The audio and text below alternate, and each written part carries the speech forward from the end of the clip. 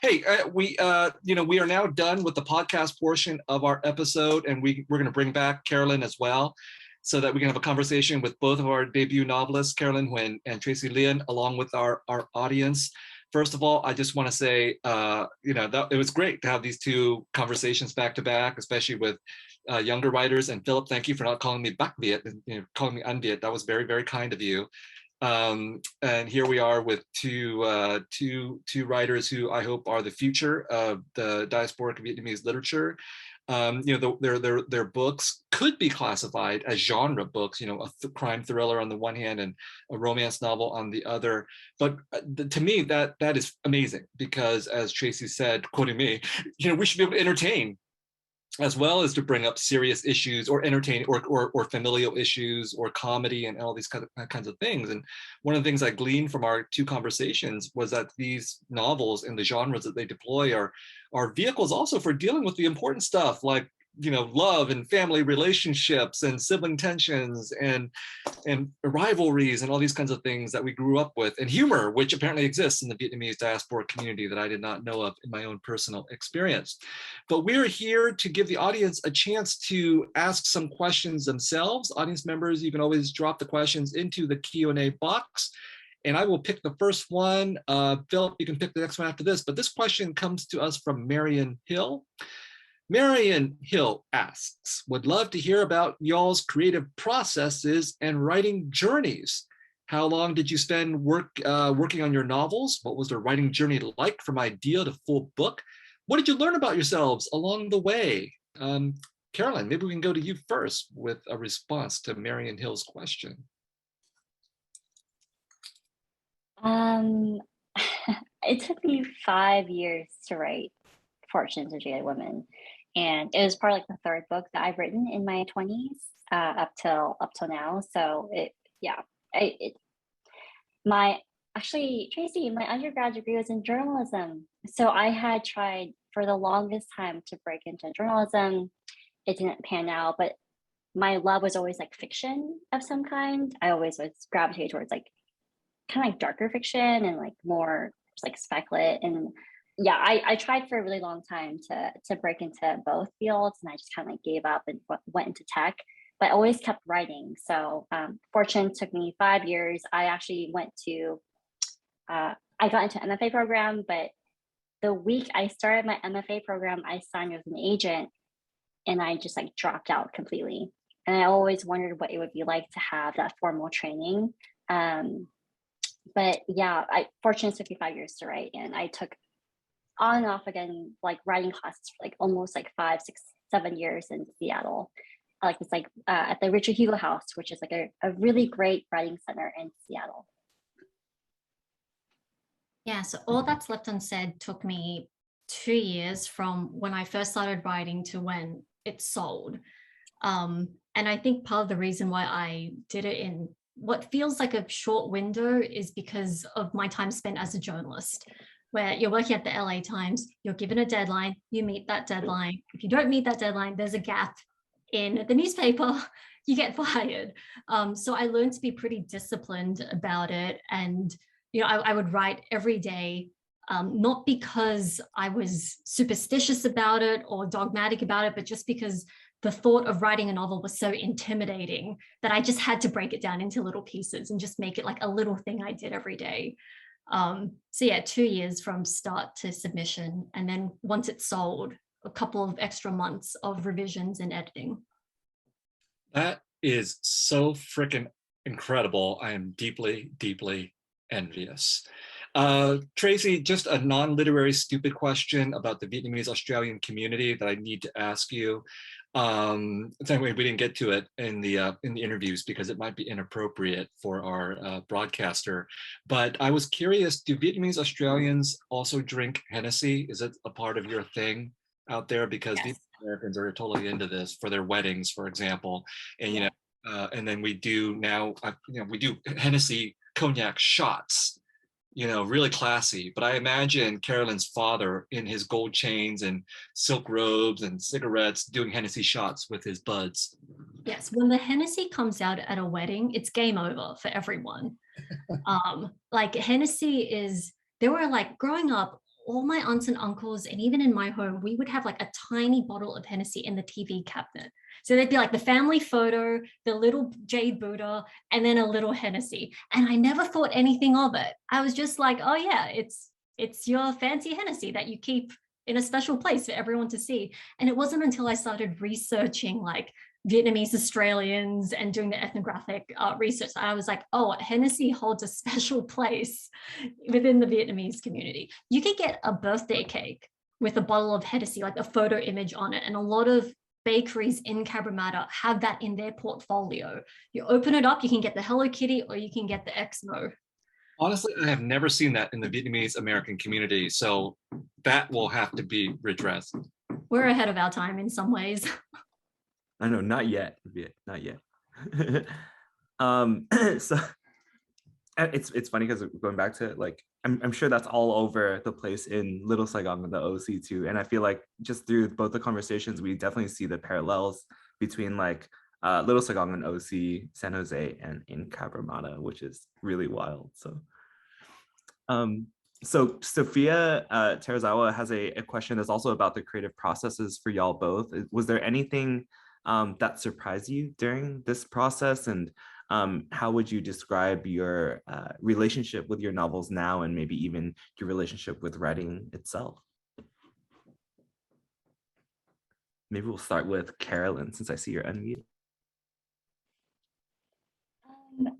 So when I began to write it, so I didn't have a great relationship with my mother when I started writing the book. So this is like a while ago, right? I probably started writing like 2017, 2016, really. But as I began to, write the stories of these women, there's like 14 plus women, I began to almost like heal a little bit and like try to understand my mother's life. And I feel like that sort of like repaired our relationship a bit more. So that part was like a really like a very like pleasant surprise out of all of this. And yeah, that part it's almost like unearthing trauma and stuff that you don't really like talk about in the Vietnamese community and culture, where we're very funny, loud people, but when it comes to like really serious stuff, we like clam up real hard, right? So like writing this stuff was like quite healing for me, and like I cried at certain parts. Yeah. Yeah, my answer is quite similar to Carolyn's, actually. Writing it helped me like realize how much I had been repressing a lot of anger and sadness. Because, living in Sydney, it's so multiracial that I could sometimes just not think about like the white supremacy. And then my next stop was Oakland, California, where I lived for 5 years. Again, so like multicultural and multiracial that I could sort of push things to the side. And then I started writing this novel when I was in Kansas. And I didn't have the distraction of multiculturalism anymore. And I could just sort of sit with my feelings. And as I began to circle that, I was like, well, where is this anger and disappointment coming from? And being able to like delve into that, and be able to process it a bit as well. So I think it was definitely like quite healing in that way. And also like the empathy it requires to write about the boomer generation from their point of view, having to suspend judgment, having to really think like, why would my parents' generation do the things they do and think that they're right? Because that's the key thing, they think they're right. So what had to happen in their life to get them to that point? And essentially doing that exercise for every character, I think made me a much more patient person. I'm still largely a very impatient person, but I think any extra patience I can get is a win. Was there a moment when like the dominoes tipped for you to both of y'all to start writing your books that are very explicitly about our communities? Carolyn? I've always written about Little Saigon. I've always written about, because it's funny, like you grew up in this environment and Vietnamese people are the majority. And for the longest time, I kind of thought we were like like this is like my reality, right? And so I've always written about those stories, but it didn't really get anywhere. It wasn't until I had my agent, who's Korean American at the time. I signed a Korean American agent at the time, and my editor lonely was Vietnamese. That my work got some traction, right? So I think I was like, it's really the people behind the scenes too who make stories happen. Yeah, I think in the instances when I wrote about Cabramatta or characters in the Cabramatta area, that's when I felt like I was being the most emotionally honest in my writing, because I had attempted to write stories where the protagonists were white. One of the first short stories I wrote before I applied to the MFA program was about like these Latino siblings who entered a burrito making competition. It was so bad. And like, I had no idea what I was doing. And then when I just shifted my focus and was like, what if we wrote about some Asian characters? And they could be doing anything, but that slight shift in focus, I was able to connect with them just that little bit more and essentially tell the truth through fiction. That's a very common story, actually, writers, younger writers feeling invalidated, like they're not authorized to speak about their particular family, their particular community, because no one's written about it before. So who cares about these people? And therefore I should write about somebody else. Although it's interesting that you wrote about Latinos instead of white people, which is usually what happens for Asian Americans who feel like they can't write about their Asian American communities. We have a question from Luan Lei, which I want to expand on a little bit, but Luan's question for both of you is, do you want to write outside of your genre? She suggests rom-com for Tracey, and for Carolyn, psychological suspense. I think the question comes out of the fact that we have been talking about genre as an important way by which to tell stories, to entertain people, but also using genre as a way to work within certain kinds of rules, conventions, genres of conventions, right?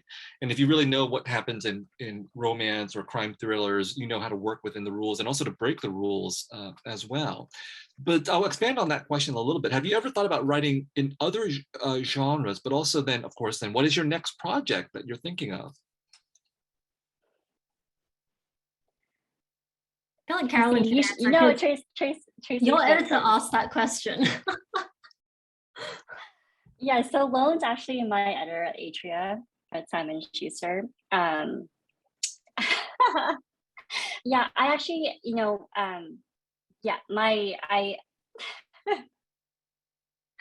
Tracy, you should go first because I'm on sub with Loan right now. You should go. I want to ask a question. I want to ask Luan a question. What was it like to work with Carolyn? She can put it in the chat. All right. So Tracey, you go first then. Like, absolutely. I would be open to writing anything that I feel inspired to write. I didn't set out to write a murder mystery. The spine of my novel, like the thing I really wanted to get across is that I want the reader to know how it feels. I want the reader to know how it feels to grow up Asian Australian in the 90s. I want people to know how it feels to like suffocate under the myth of the model minority. That could have taken any form. It could have been a short story collection. It could have been a rom-com. It could have been a poetry collection. But in that moment, I reached for sort of the crime genre because it was what I loved so much in that moment. But the more I read and the more I write, the more I see what's possible. So I would love to experiment in other genres, but I do love having a mystery at the core of things. Whether it's a murder mystery or something else, I just love being able to hook people. So that they're left wondering like, what happened, or why would they do that, or who did it? I just think that's such a compelling way to start a book. So without giving it too much away, it's like that's sort of the kind of area I like to be in for the moment. We've got some anonymous attendee questions in the Q&A. Maybe we'll do some quick hits, really quick hits. For Carolyn, does your day job in tech ever help your creative process in writing? Tracey, is it ever lonely being Vietnamese Australian in Brooklyn? I guess someone's looking to hang out. Or did you choose New York for its multicultural communities? And for the both of you, who are your current favorite authors? Maybe we'll start with Carolyn. My tech job does not make me creative. And actually like it zaps my energy, but actually maybe it does help because, you know, after I clock out after 5 p.m., 6 p.m., I'm like, okay, like I can feel myself really being myself and I can go to my computer and like start writing. But I would say my tech job did influence Fortunes quite a bit because I do talk about those microaggressions between Asian women in tech, white engineers, and things like that. My 2 characters in the book are named Priscilla and Mark after Mark Zuckerberg and his wife, Priscilla Chan. So I do have that influence. I've been in tech for 7+ years. So I am influenced by it. I just hate it. So. I just want to jump in here. Priscilla and Mark. I mean, this is great territory for a novel, right? I mean, I have you thought about just going there all the way with some thinly disguised story about the person who's probably the wealthiest Chinese Vietnamese person on the planet? I do think it's unexplored territory, but you know, I make subtle digs in my book in that term in those relationships. But yeah, maybe one day I could have like a bigger novel about it. But I do think it's quite funny. But also, yeah, I have a lot of thoughts about stems back to white supremacy. I won't go into it about their relationship, but yes, yes, I do have a lot of thoughts about that. Tracey on Brooklyn. Oh wait, also, yeah, Tracey on Brooklyn, and maybe we can come back to the question about your favorite authors too. You know, so I live in Park Slope, Brooklyn.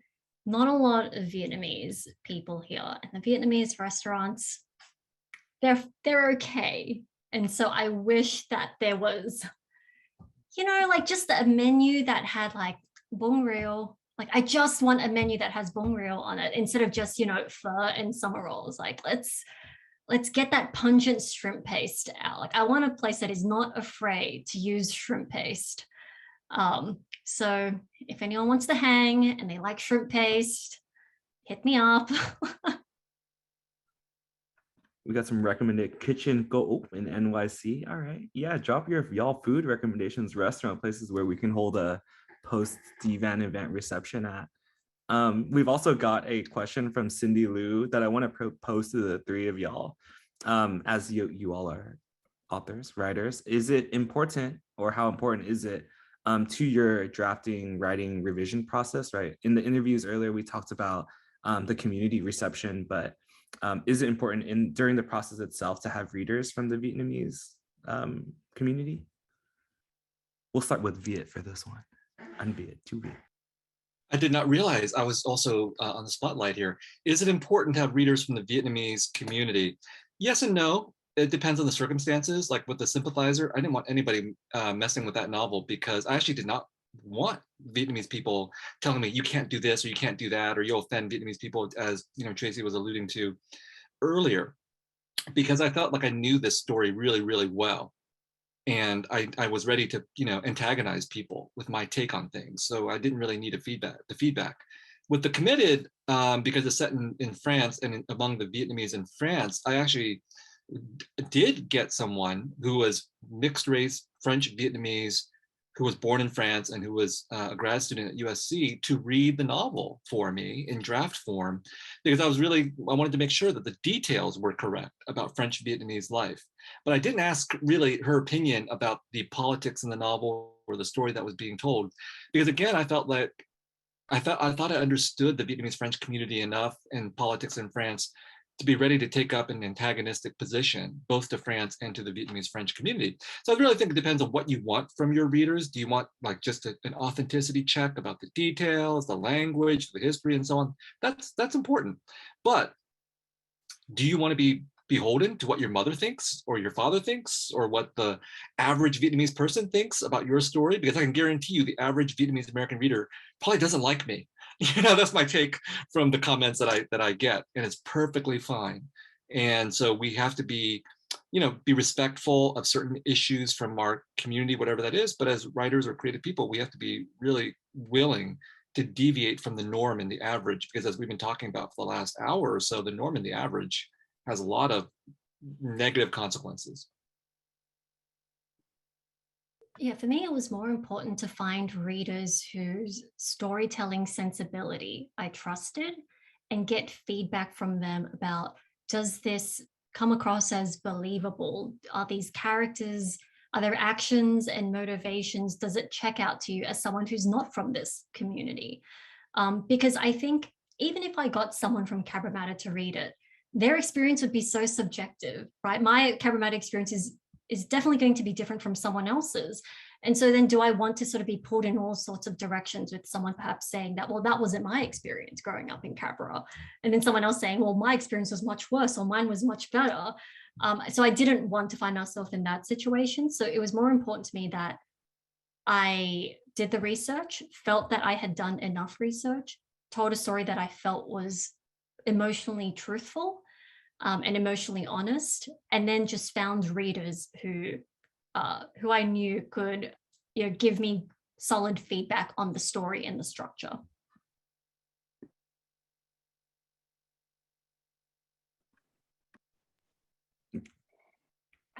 I think for me, like having grown up in Orange County, like Orange County is like Little Saigon, I didn't feel like I need permission to write about these women, only because I feel like I know them so well, and I like have witnessed their like chaotic lives. I felt like I could like do it justice. And I have seen some comments being like, oh, it's so slapstick, it's so like, and almost like very like voyeuristic into a community. But I feel like I've given myself enough permission and space to like allow this to happen, just because I am a Vietnamese woman from Little Saigon, Orange County, where I feel like, and I've seen so many of my friends' lives, they grow up here, and it's just our reality.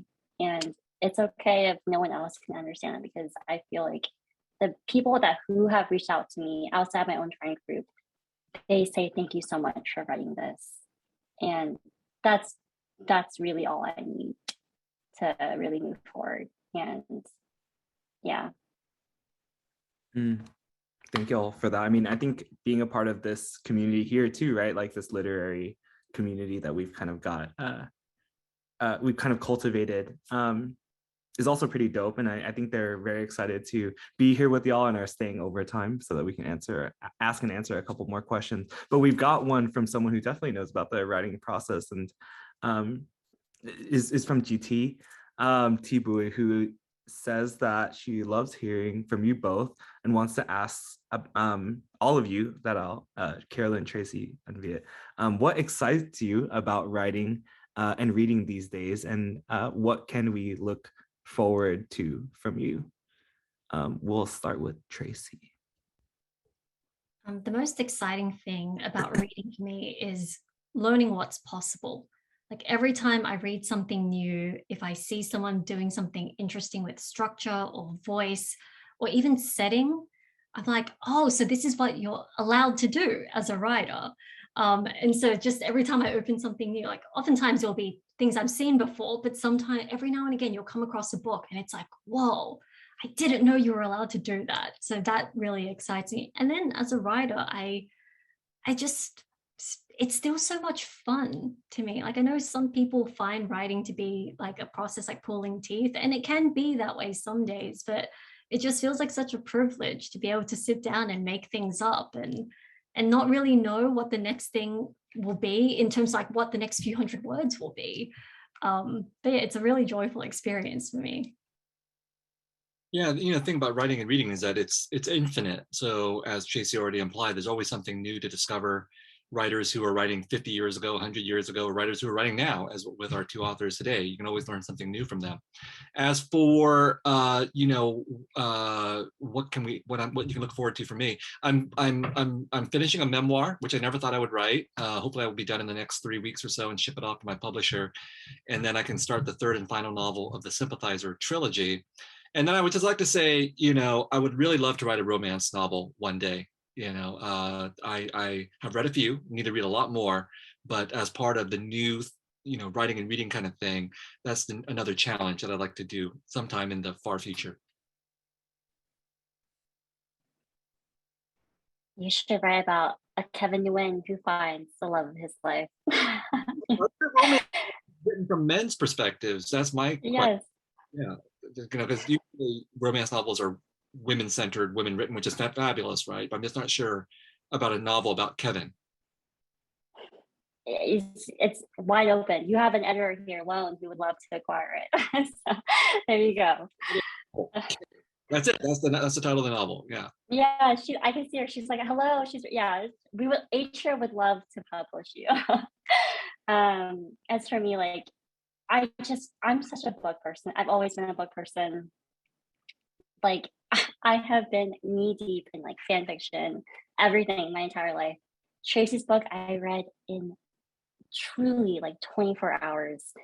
You probably shouldn't binge it because it's so heavy, but I finished it because it reminded me a little bit of like Celeste Ng's book, her debut, right? It was just that kind. It was just so engrossing. Like if I find a good book, I like don't move. You know what I mean? I kind of just consume it, and that's like I watch a lot of reality TV and K dramas. So like if I consume something, I truly do not move, right? And so I've always loved reading and writing all that stuff. For my next, I have a couple ideas in my head, but yeah, I hope I love it. It breeds anxiety in me for sure, right? I sometimes wake up at 2 a.m., 3 a.m. like, oh my God, I have like the best idea of my life for my next book. And then I go to sleep and I never remember it ever again. But yeah, I just like, I love the thrill of writing, even though I have sleepless nights over it. But yeah, I love it. Last question, double whammy. Who are you currently reading, and what is your favorite iteration of fish paste in a dish? What? So like who are you reading? Like who are you reading right now? And then dishes with fish paste, of them, which one is your go-to or favorite? I mean shrimp paste, right? Oh yeah, oh shrimp paste. Sorry. Shrimp paste that Tracy alluded to earlier. Might be the cognac hidden, y'all. Whoever is ready to.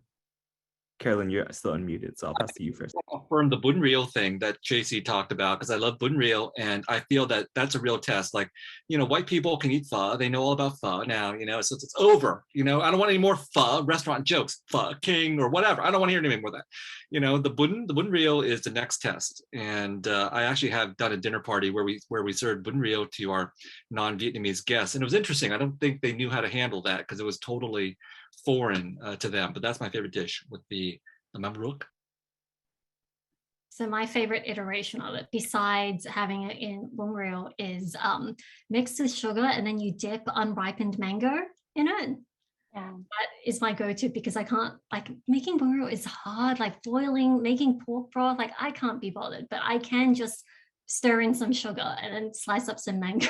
So that's my go-to. And then in terms of who I'm reading now, I just finished Carolyn's novel. And 100% would recommend. It's hilarious, but it's so big-hearted as well. And I don't think we got into that enough, just how much love is in this book. And it's why you can laugh with abandon, because she lays the groundwork to make sure you're not laughing at anyone. And I think it's just a beautiful book. I was just gonna say I read your book last, and how actually after I finished it, I know we're like, I love you, no, I love you. No, but like after I read it, I actually cried. Yeah, it was very heavy and very triggering. I emailed Tracy, it reminded, this is probably way too heavy to end this podcast Zoom thing on, but like it reminded me of an incident in Orange County where a young Vietnamese woman, similar death in 2014. So it was quite triggering for the community back then. And it triggered, I knew people who knew the woman. So it was very hard to read her book. And there are parts of it where I just have never seen in Vietnamese lit before, about the family dynamics, the mother, the daughter, like the father, like, yeah, I'm like, yeah, it's it's important to read for sure. Sounds to me like we have a good pairing, and I'll leave it up to the audience which novel they read first, the crime thriller or the romance novel, comic romance novel. Either way, you can't lose. I'm so grateful to have our guests here tonight, Tracey Lien with All That's Left Unsaid, and Carolyn Huynh with The Fortunes of Jaded Women. I'm always so delighted to be here with Philip Nguyen and our DJ Puzzle, and everybody behind the scenes, from our producer Frederick Tran to our assistant Anika Lay, who have made the show possible. I also want to say just one thing before DJ Puzzle comes on. I just want to shout out to Nguyen Lay, the editor of Carolyn Huynh, because we focus when we talk about literature on books and authors. These are the most visible things to readers. But honestly, we need our agents, our editors, our publishers, all these people behind the scenes as well when we're talking about getting more visibility for Asian American and Vietnamese American and Vietnamese diasporic lit. We need those folks also. So, shout out to Luan for doing that kind of mostly unacknowledged and uncredited work. It's really fabulous to have you here with us as well. DJ Puzzle, take us out.